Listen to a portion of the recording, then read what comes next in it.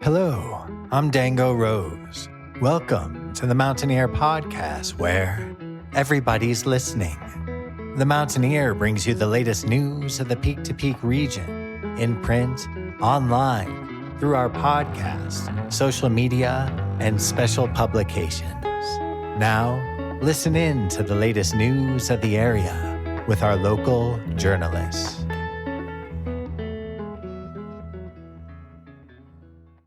Welcome to the Mountaineer Podcast. I'm Tyler Hickman.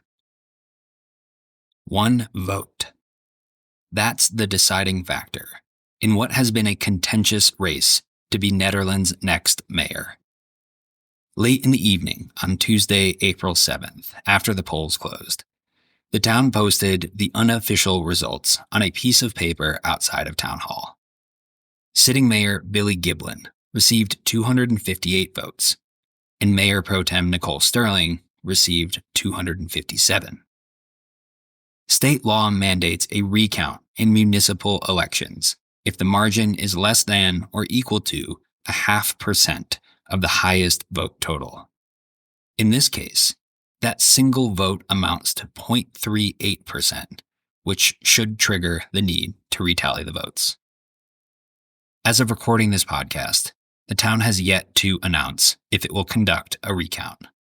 It plans to provide updates to the official results later this week, so be on the lookout for more information at the mtnear.com. It's not just elections in the headlines today. We've got more news coming your way from the week. It's a reminder that the Mountaineer is the best source of local news in the Peak to Peak. Whether it's election coverage, local music recommendations, or the inside scoop on what's happening in your community. So let's hear some of the news. These are this week's top headlines.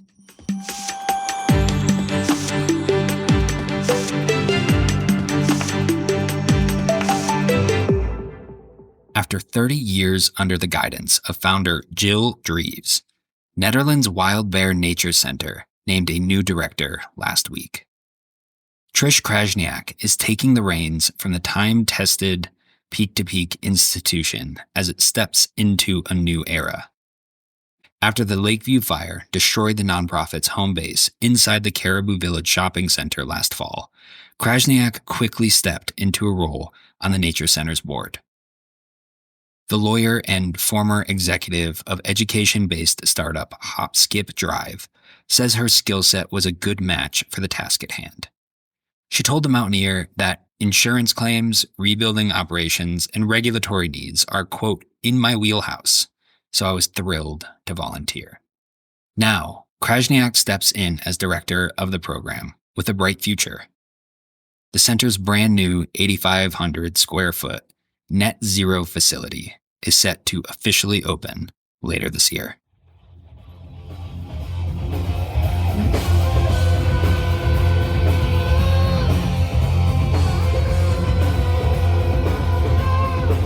Nothing beats headbanging with a beer in your hand after a long day on the slopes.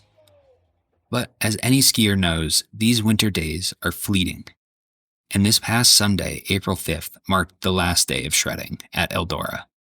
The mountain announced last week the season would be coming to an early end after a winter plagued by warm temps and little snowfall. That didn't stop spring riders from soaking up the vibes. Lafayette-based metal band Connex, who you heard earlier, squeezed the last bit of energy out of the crowd to fan-favorite Led Zeppelin covers. Time to start the countdown until next year's first chair.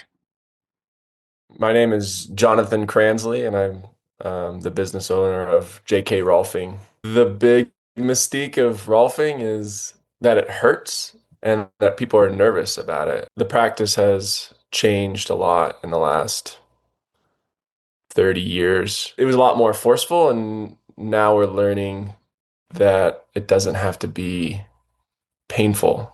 We can have the same responses with the fascia. That's ultimately what we're working with. That's the material between the muscles.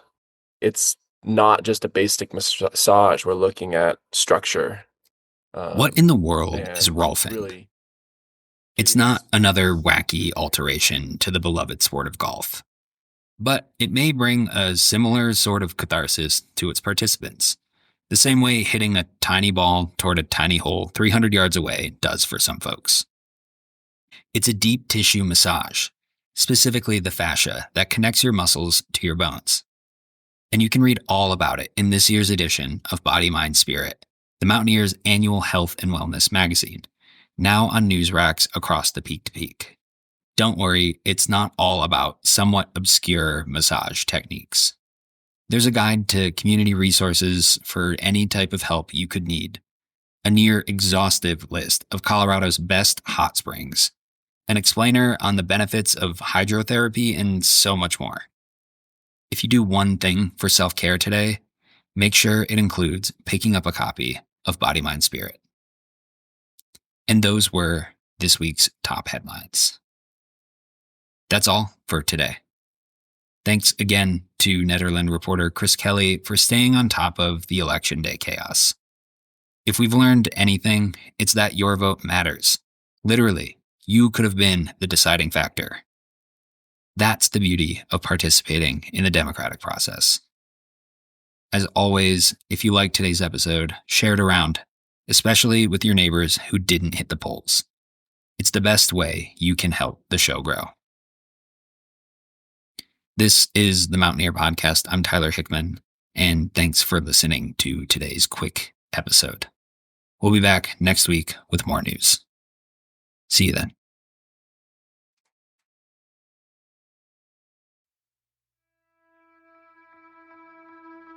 And that's it for our show. Subscribe online to get more access to more news, weekly updates to our community calendar, and a link to our YouTube channel by visiting themountaineer.com. Be sure to use the coupon code PODCAST when subscribing for a 10% discount, only available to our listeners.